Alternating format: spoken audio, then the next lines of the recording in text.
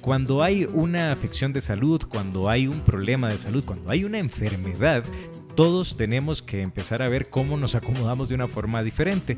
Y hoy vamos a hablar precisamente de problemas de conducta en la persona con enfermedad de Alzheimer durante este confinamiento, cómo abordarlos, los problemas de conducta, la agresividad, el insomnio y hasta la deambulación. Con nosotros se encuentra Erika Salazar. Precisamente con ella vamos a conversar un poquitito acerca de todos estos temas que realmente dan un montón de ideas y traen un montón de preguntas. Erika, ¿qué tal? Bienvenida al Desayuno Azul. Sí, te escucho. Perfecto. Muchísimas gracias por aceptarnos la llamada. Realmente, como decía al principio, es algo que tenemos que empezar a ver como familia, y cuando hay una persona que tiene este padecimiento, realmente tenemos que acomodarnos de una forma diferente. Sí, así es. Bueno, yo creo que en nuestro país cada vez son más familias las que tienen que estar viviendo con condiciones de demencia, sobre todo por enfermedad de Alzheimer en sus hogares. Y pues la idea es abordar el tema y darles algunas ideas de tips que puedan implementar para mejorar el manejo de las alteraciones del comportamiento, sobre todo en esta época. Muy bien. Nosotros como familia, ¿cómo podemos interactuar con estas personas que tienen esta enfermedad de Alzheimer?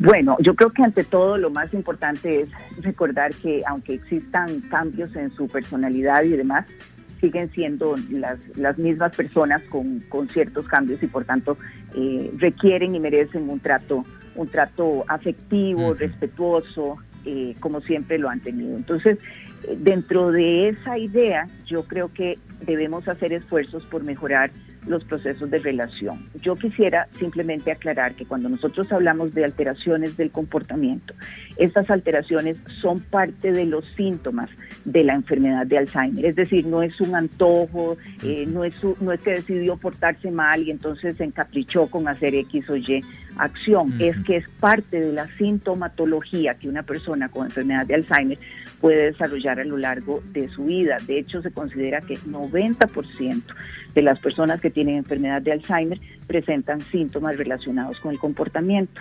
Y estos síntomas pueden ser más agotadores que los problemas de memoria o que los problemas de atención o no recordar en dónde están, porque muchas veces los familiares no tienen idea de cómo manejarlos ni de qué es lo que los está produciendo.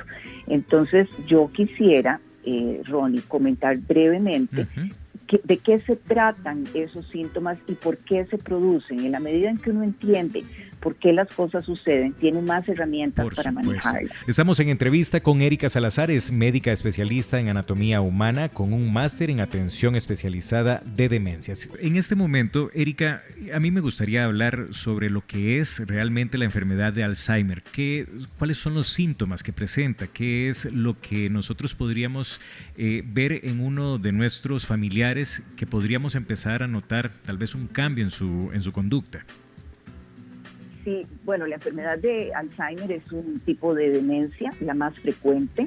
En nuestro país ha venido avanzando de manera muy significativa porque se asocia con el proceso de envejecimiento. Eso no significa que el envejecimiento significa que vamos a generar un deterioro o una demencia, para nada. Pero conforme envejecemos, entre más años vivimos, más la probabilidad de desarrollar esto.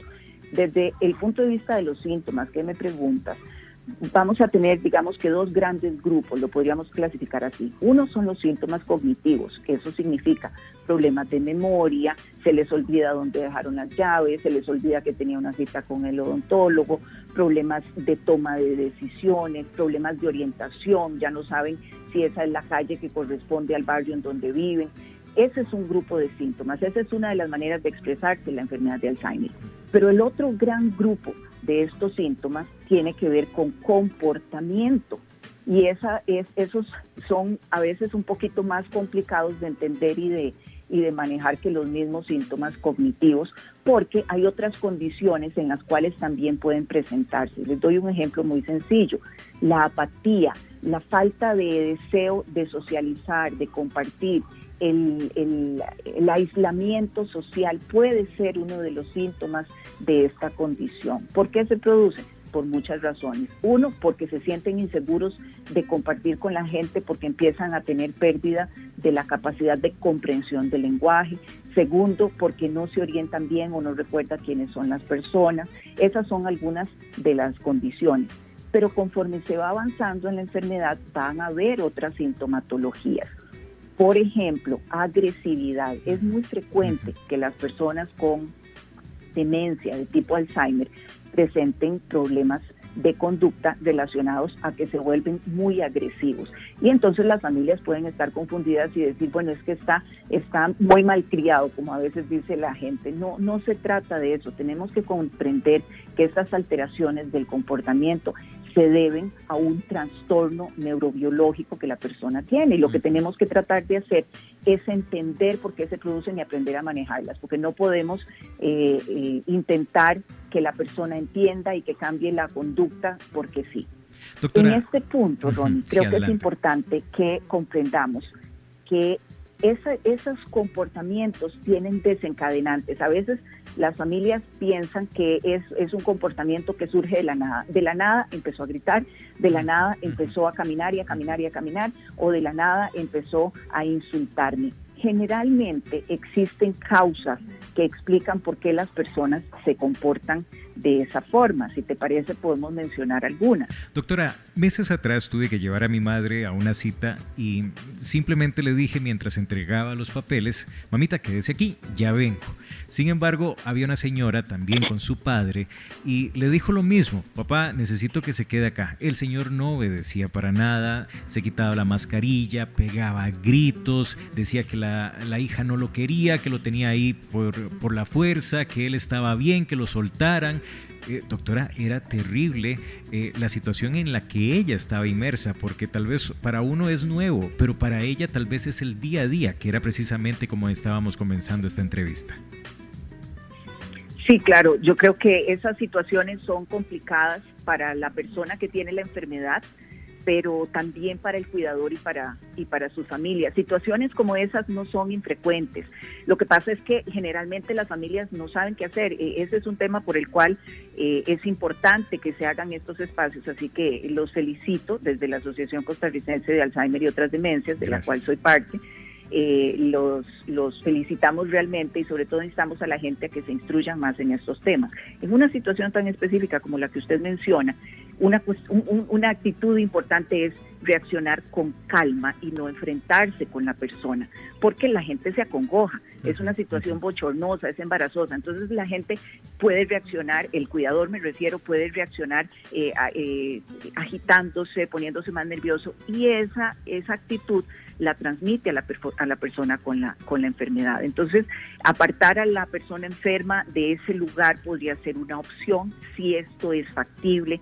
Tocarlo suavemente y hablarle con suavidad. La comunicación en ellos tiene que tener otra tónica, no necesariamente hablarles tratando de que entiendan funciona, porque estas personas tienen deterioro en la capacidad de comprender lo que se les dice, pero mantienen la capacidad de comprender las emociones que se les transmiten. Entonces, tocarlo suavemente, mirarlo a los ojos, llamarle por su nombre, explicarle, distraerlo con algo que sea de su agrado, y en el último de los casos, pues pedir ayuda si es necesario. Quizá algunas de esas ideas le podrían ayudar a esta persona si se vuelve a presentar una situación de esas, o a cualquiera que se le vaya a presentar. ¿Qué es lo ideal? No exponerlos a situaciones desconocidas, porque el cambio de un ambiente a otro y sentirse en un sitio que ellos no conocen y en donde no necesariamente pueden expresar su preocupación o sus emociones, puede desencadenar ese episodio de agitación que usted menciona.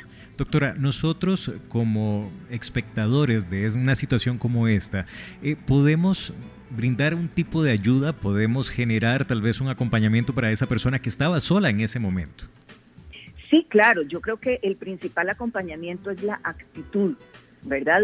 No necesariamente esa persona necesita que usted se acerque y que le ofrezca la ayuda, pero sí le haría sentir más calmo el lenguaje corporal que usted exprese, la manera en que los esté mirando, la naturalidad con la cual usted sea capaz de manejar esa situación. Lamentablemente, y por un tema de desconocimiento, a veces cuando pasan estas cosas, las expresiones faciales de la gente que están alrededor acongojan más a la persona que la está viviendo. Entonces yo diría que ese sería el principal acompañamiento, y eso sucede cuando la población está sensibilizada, y me refiero a población tanto como la gente en general de cualquier comunidad, como incluso los trabajadores de los lugares, la secretaria, el conserje y demás, que tengan la sensibilidad para entender que esa es una situación que se da debido a una condición de salud y que la debemos manejar con naturalidad, con cortesía, y en caso de que la persona se ponga violenta o tal, pues pedirle o indicarle al familiar si se le puede ayudar de alguna forma. Creo que esa sería quizá una de las formas más nobles de brindarle apoyo a la persona, no necesariamente acercarse y hablarle a la otra persona, porque si usted es un desconocido, que de hecho lo va a hacer, y se acerca a la persona que tiene la demencia a tratar de hablarle y hacerle entender, puede empeorar la situación. Doctora, entonces, si usted quiere ofrecer ayuda, quizá lo mejor es hablar con el cuidador, con la persona que está ahí, y en caso de que sea necesario, pues ofrecer amablemente, pero quizá se ayuda más siendo amables en la actitud que se tiene. Doctora, extraigo un pedacito de esta parte que usted dijo acerca de ellos se sienten incómodos. Espero no ser grosero con esta pregunta o con este comentario. Ellos están conscientes, entre comillas, ellos están conscientes de todo lo que está pasando, y esta distorsión que ellos podrían estar experimentando, ¿cómo la están vivenciando dentro? Sí, sí están conscientes. Lo que pasa es que no necesariamente comprenden qué es lo que sucede. Sí están conscientes, están alertas, pero no están entendiendo. Entonces, imagínese usted estar en un lugar en donde usted percibe todo, ve los lugares, ve las cosas, escucha, pero no entiende absolutamente nada. ¿Cómo se sentiría? ¿Verdad? Desorientado, confundido. Claro. Entonces, ¿cómo vamos a reaccionar? Sí están conscientes. Son personas que han tenido una modificación en su comportamiento, en su percepción a raíz de una enfermedad, pero siguen siendo las mismas personas, ¿verdad? Hay una frase por ahí que leí que es muy bonita que dice: no me compares con el que era antes, ahora soy una persona diferente, pero sigo siendo la misma persona y sigo teniendo las mismas percepciones, solo que ahora no voy a entender un montón de cosas de las que me están diciendo. Por eso los ambientes que son familiares para ellos son tan importantes. Por eso es que este tipo de información en donde uno le puede ayudar a las familias a manejar las situaciones de conducta pueden favorecer que estas personas se mantengan dentro de sus hogares. ¿Por qué se lo menciono? Porque muchas veces las familias deciden internar en un centro sanitario o en cualquier sitio de este tipo a sus familiares porque se sienten incapaces de manejar precisamente los problemas de conducta. Mire, es que grita todos los días, es que empieza a caminar en la noche, a las 11 de la noche se levanta, abre puertas, ese tipo de comportamientos generan mucha angustia y mucho agotamiento en el cuidador y sus familias. Si entendemos por qué se producen y algunas ideas de cómo manejarlas, esto podría ayudar a que las personas tengan más posibilidades de mantenerse en sus hogares y eso les va a dar más calidad de vida. Cambiar de su hogar a un centro de salud, a una persona con enfermedad de Alzheimer, pues puede resultarle nocivo, ¿verdad? La idea es que esta persona pueda mantenerse ahí, pero por supuesto que uno entiende que hay condiciones en las cuales las familias se ven forzadas a tener que hospitalizarlos. Con nosotros en entrevista está Erika Salazar, médica especialista en anatomía humana con un máster en atención especializada en demencias. Le agradecemos muchísimo por estos espacios que realmente de tan buena manera nos ha explicado. Hemos entendido mucho que tal vez desconocíamos. Doctora, yo tengo muchas preguntas y también nuestros oyentes que por acá han dejado algunas consultitas. Dice, lo que no entiendo es por qué a esas personas los demás les hablan diferente, como en señas o como si fueran un recién nacido. Imagino que eso los puede irritar más. Gracias, muy bonita charla. Pues gracias a la persona que hizo la intervención, me parece muy valiosa la acotación que está haciendo. Mire, ese es un problema. Las personas con deterioro mental no son niños. Nosotros no podemos infantilizar a nuestros padres o a nuestros abuelos. Y se les debe hablar de manera clara, de manera más despacio, pero sin hablarles como si fueran un bebé. Y esa es una situación que la persona que lo menciona probablemente lo ha visto, lo ha vivido. Es un error enorme. Imagínense que usted es una persona que tiene enfermedad de Alzheimer. Generalmente las personas con esta enfermedad presentan algo que se llama anosognosia. Eso quiere decir que ellos no perciben o no se dan cuenta que tienen la enfermedad. Ellos están bien según su propia percepción. Entonces, dentro de esa concepción en donde ellos siguen percibiéndose como personas adultas dentro de la evolución de la enfermedad, que les empiecen a hablar como chiquitos. ¿Qué es eso? ¿Verdad? Claro que los va a irritar, por supuesto. Entonces, el tema de comunicación es un tema, ¿verdad? Es un gran tema en donde uno podría dar una serie de datos importantes de cuál es la manera adecuada de comunicarse, pero en primera instancia no infantilizar nunca a la persona que tiene una demencia. Tampoco hay que hablarle, mire, vamos a ir, no, si la había o no, la persona disminuye la capacidad de comprensión, son más lentos dependiendo de cuál sea la fase de la enfermedad, ¿verdad? Porque es una enfermedad que va evolucionando, pero eso no significa que les tengamos que hablar de esa forma. Y otra cosa importante respecto a esto, uno no puede hablar de ellos como si no estuvieran presentes. Es que mire, ella tiene tal cosa, ella está ahí presente. O y ella tiene nombre. Y tiene nombre, exacto. A las personas hay que seguirles llamando por su nombre. De hecho, ese es un dato que apunta a mejora en los síntomas. Cuando las personas se ponen agitadas, ¿verdad? O se ponen agresivas o lo que sea, hablarles de una manera cálida, con un buen tono de voz y llamándolas por el nombre, viéndolos a los ojos, puede mejorar el comportamiento. Entonces, claro que los irrita. A mí me irritaría que me hablen como si yo fuera una bebé y yo estoy sabiendo que no soy una bebé. Lo que pasa es que ahí van a ver, dependiendo, como decíamos, de la evolución, de la fase de la enfermedad en la que esté, una incapacidad de la persona para expresar lo que está sintiendo. Entonces, ¿cómo reaccionan? Muchas veces agresivos, con gritos, con deambulación, con llanto, ¿verdad? Dependiendo de la capacidad de comunicación que tengan en esa fase de la enfermedad. Doctora, antes, al principio, hablábamos sobre algunos síntomas. No recuerdo dónde dejé las llaves, iba a hacer algo y de camino se me olvidó qué era. Doctora, discúlpeme, pero creo que aquí muchos levantamos la mano cuando usted empezó a dar todos esos síntomas y es preocupante.